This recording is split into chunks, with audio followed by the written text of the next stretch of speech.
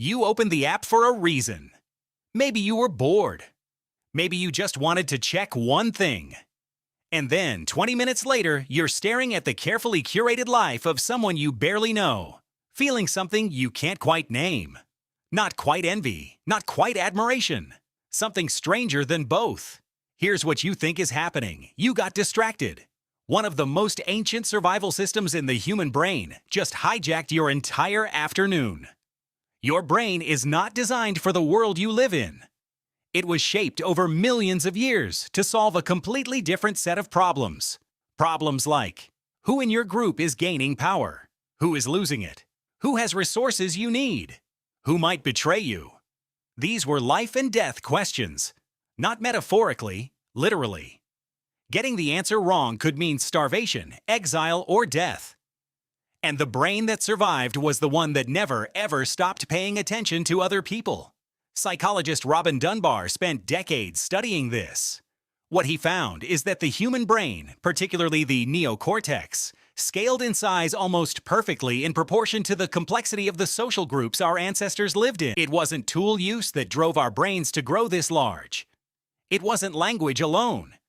It was the sheer cognitive demand of tracking other people. Who was allied with whom? Who owed what to whom? Who was sleeping with whose mate?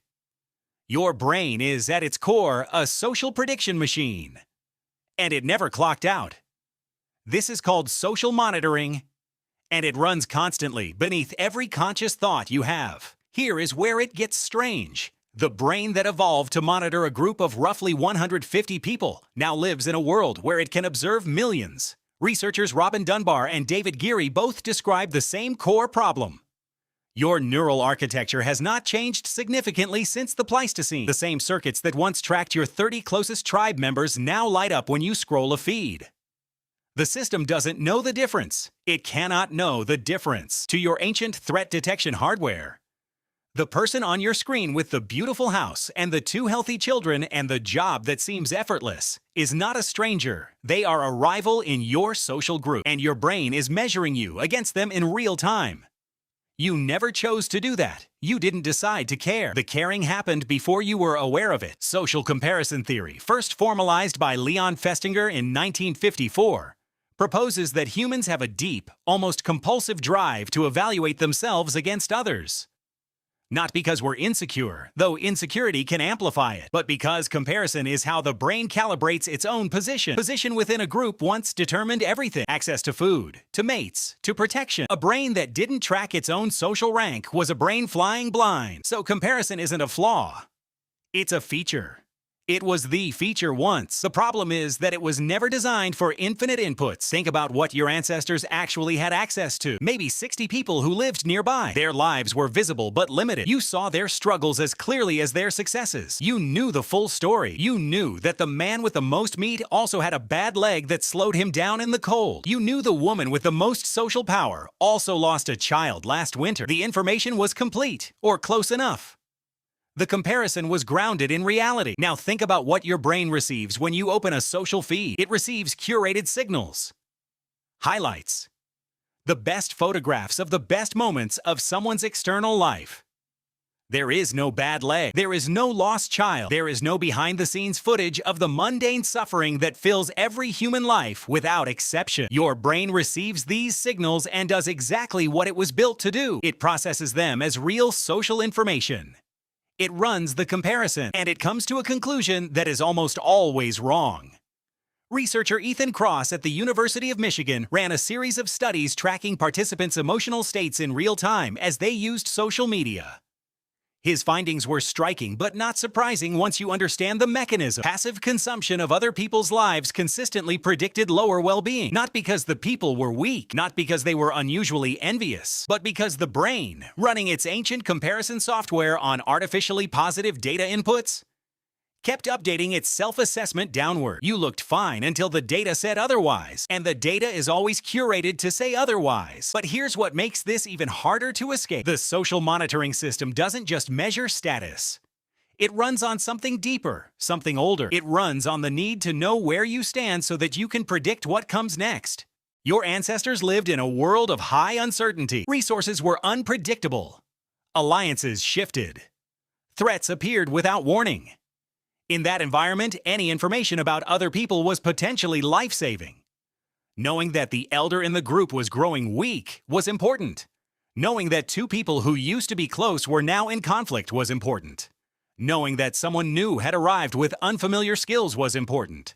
The brain that paid closest attention to all of this had the best model of reality, and the best model of reality kept you alive. So your brain rewards this attention. When you find out what happened between two people you know, there is a small release of neurochemical satisfaction. When you get a piece of information about someone's private life, you feel a brief sense of relief. Not because you're nosy, because your brain just told you.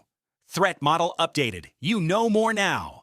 You are safer now, even if you're not.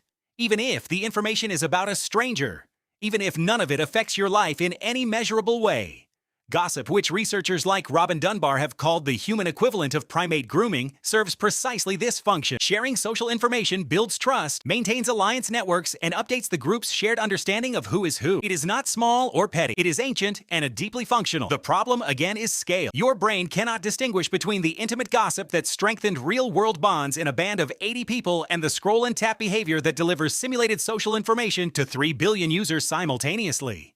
There's a word for what happens inside you when you observe another person's life and feel that unnameable mix of emotions. Researchers call it social pain and social reward.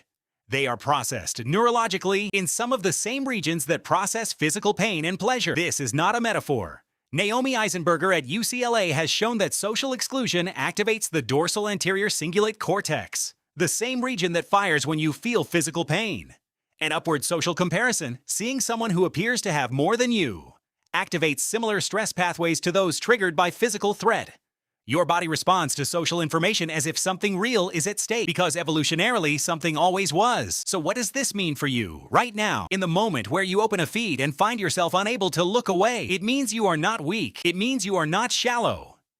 It means you are running 200,000-year-old software in a world that didn't exist until 15 years ago. The mismatch between your ancient wiring and your modern environment is not a personal failing. It is a design problem that no one asked for your consent before creating. But awareness changes something. Not everything, not instantly, but something. When you feel that pull, that low-level obsessive curiosity about how other people are living, you now know what's actually happening. A threat detection system is firing. A comparison engine is running. An ancient social calculator is trying to locate you within a group that isn't real, using data that isn't complete to solve a problem that no longer exists. And the next time you close the app and sit with the strange hollow feeling it sometimes leaves behind, you'll know what that is too.